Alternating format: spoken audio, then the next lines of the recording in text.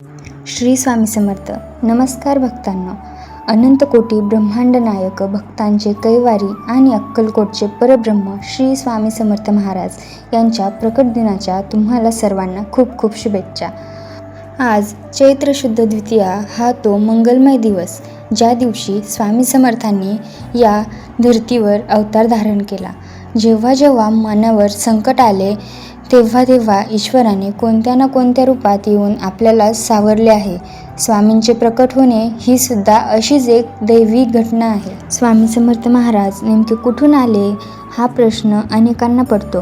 पौराणिक कथांनुसार स्वामी समर्थ महाराज हे श्री दत्तात्रेयांचे तिसरे अवतार मानले जातात. असे म्हटले जाते की छेली हस्तिनापूर जवळील एका जंगलात स्वामी प्रकट झाले. सुरुवातीला ते प्रज्ञपूर अक्कलकोटमध्ये एका वडाच्या झाडाखाली प्रकट झाले. तिथूनच त्यांच्या लीलेची सुरुवात झाली. एका साध्या भोळ्या भक्तांनो त्याने विचारले, स्वामी आपण कोण?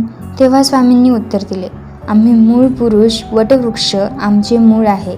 त्यांच्या या एका वाक्यातच संपूर्ण ब्रह्मांडाचे रहस्य दडले होते. स्वामींचे संपूर्ण आयुष्य हे भक्तांच्या कल्याणासाठी होते. त्यांनी कधीही भेदभाव केला नाही. श्रीमंत असो वा गरीब, जो श्रद्धेने आला त्याला स्वामींनी भरभरून दिले. स्वामींची शिकवण खूप साधी पण प्रभावी होती. ते नेहमी म्हणायचे, भिवू नकोस, मी तुझ्या पाठीशी आहे. हे केवळ वाक्य नाही तर लाखो भक्तांचा आधार आहे. आळशी माणसाचे तोंड पाहू नका असे सांगून त्यांनी कर्माचे महत्त्व अधोरेखित केले. स्वामींनी अनेकांचे आजार बरे केले, अनेकांचे संसार सावरले आणि सर्वात महत्त्वाचे म्हणजे माणसाला देवाशी जोडले.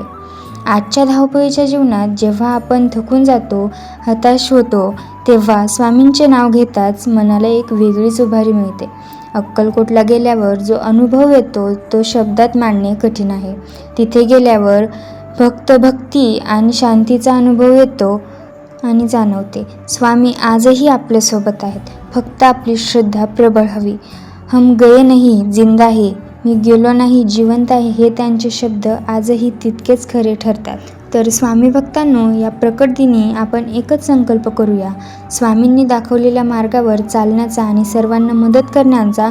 स्वामींच्या चरणी हीच प्रार्थना की तुमच्या सर्वांच्या जीवनात सुख, शांती आणि समाधान लाभो. श्री स्वामी समर्थ. व्हिडिओ आवडला असेल तर लाईक करा आणि कमेंटमध्ये श्री स्वामी समर्थ लिहायला विसरू नका. पुन्हा एकदा प्रकट दिनाच्या हार्दिक शुभेच्छा. श्री स्वामी समर्थ.